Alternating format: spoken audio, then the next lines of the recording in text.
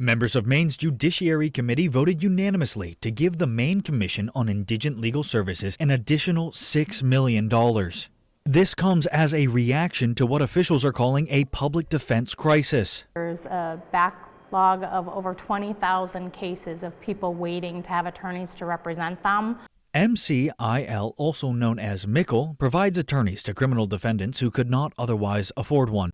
Until recently, the state of Maine had no public defenders and relied solely on hiring private attorneys on a case-by-case basis, with a reimbursement rate of $80 an hour. Many within the court system see the rate as too low, and a reason as to why fewer and fewer private attorneys are willing to take on the work of public defenders. We all agree that we're at the crisis point. You know, the most recent thing we heard is that there's only 59 attorneys in the state of Maine that are taking these indigent legal criminal defense cases. And so that's just way too few attorneys for the number of cases that we have.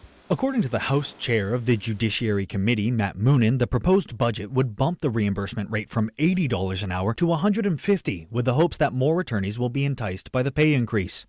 We're looking at what is the reimbursement rate that we understand will bring people either back to the panel to be referred these cases, or will bring new people to the panel.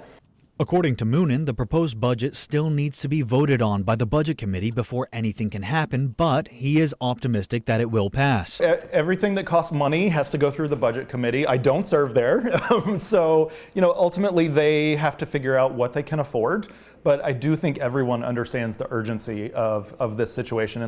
In Augusta, Devin Dagnall for ABC 7 and Fox 22 News.